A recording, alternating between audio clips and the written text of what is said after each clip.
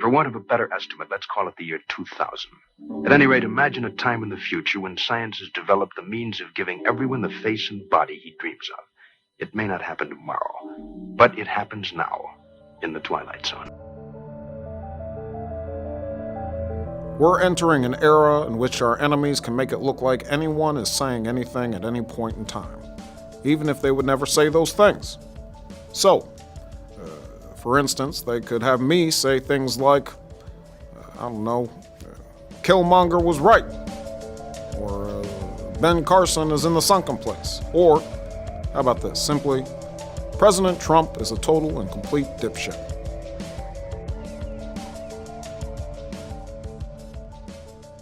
Did you think that was really Obama speaking?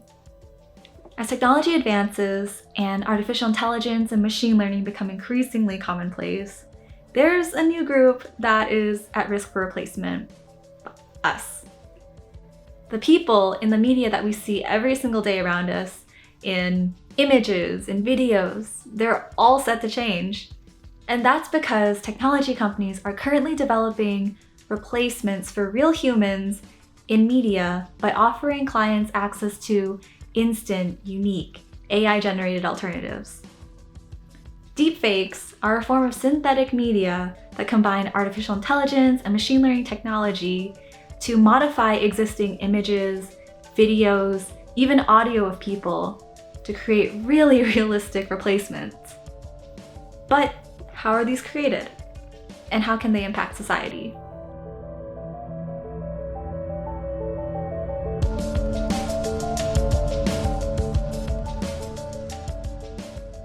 I am Derek Shin. I am currently a graduate student in the computational math department at Stanford, and I used to work at Google doing machine learning. Generative media, I guess, nowadays is generated from a machine learning model. And a little bit about how it's done is that you have a very complicated, very powerful neural network that can learn these joint distributions, which represent the data that it's being trained on. And then after it learns this joint distribution, it can sample from the distribution and output points of data that seem like they would be a part of the distribution that it just learned. And if it does it well, then the stuff it outputs looks very similar to the things that it trained on. So what I mean when a model learns a joint distribution is that, let's consider an image. An image is composed of many pixels in a rectangle. So each pixel can be thought of as a random variable. 2 pixels is 2 random variables, but they're not. The output of 1 pixel affects the output of the pixel next to it. What I mean when a model learns this joint distribution, it's simply like it learns what the most likely positions or representations of the pixels are. And maybe I'll go into like how it samples from this. And specifically the word sample can be thought of as like, let's say you have a dice and you roll the die and you can see the die be 6 or 1, etc. That's you're taking samples of that random variable. Well, when the model learns a joint distribution, like let's say an image, you can think of the image itself as a very complicated random variable.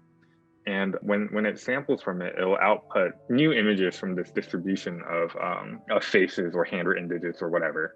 And the stuff that it outputs, if trained correctly, can look very similar to the data itself, and seem like it's like new faces or new numbers.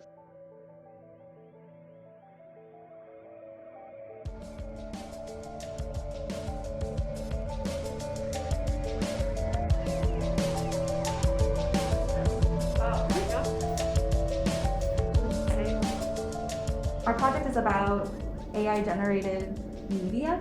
And so what we're about to show you are images of people, and we want to ask you if you can tell if the person in the image is real or fake.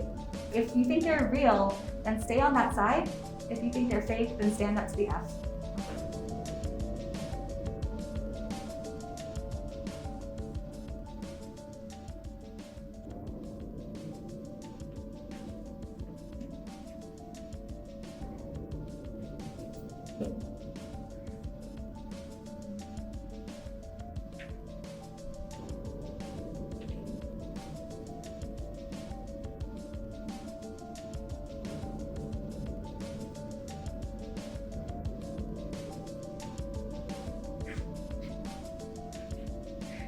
So there is this model.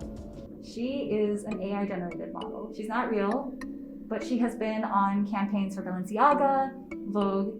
And so we have questions about what are the ethics of creating diversity when it is actually being manufactured and not actually representing the people themselves. So this is Shudu.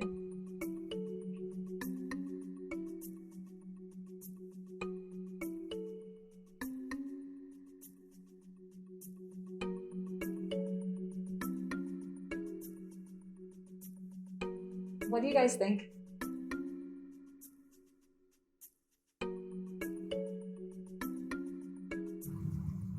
I don't think so. Because there are lots of other real life people of color, and if you're not giving them the ability to showcase themselves or to speak their voice, you're taking that away from them, and you're using AI to present an image of them that's false. Is it marked like on the advertisement that this is not a real person? Sometimes, but sometimes not. Okay, because I think that should be maybe, something that is regulated, that if you show people like this at an advertisement, that you have to let the audience know that this is not a real person. This is the man who created Shudu. He is a white photographer, and he just decided that in 2017 he wanted to create a model who, in his eyes, is the most symbolic representation of beauty for him, and that to him was Shudu. I think if this was like a project that he wanted to take on, was like making an AI model, and let's say like, because he's a white man, he can't, make a model that is African, or African American, or wherever she may be from. Then does that limit his choices, and does that say that he can only use someone that is white? If that's like, and then if that is the case, then are you telling him that like he shouldn't create an AI model, in general? So it's also like his intention.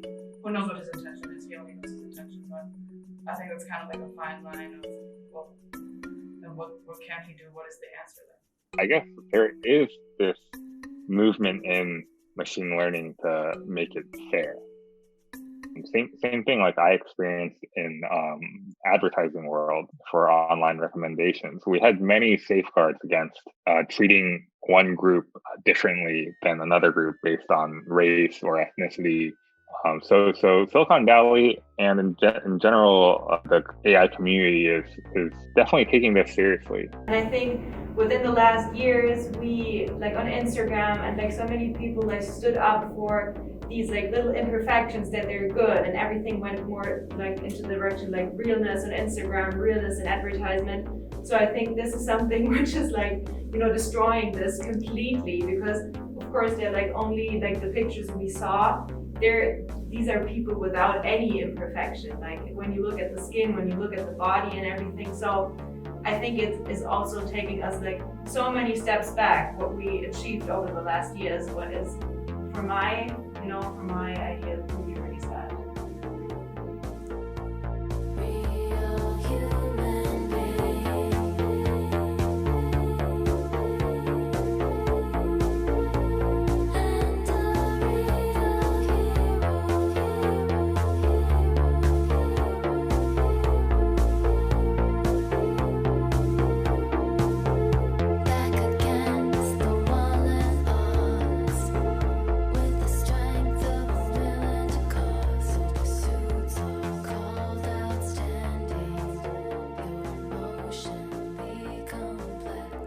There's an entire spectrum of opinion and thought surrounding the ethicality of synthetic representation.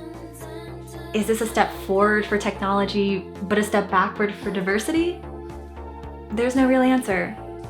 But we want to leave you with these 3 questions so you can decide for yourself where you stand on the spectrum. Will minorities face less authentic representation? How will this affect our relationship with media? And is this all inevitable?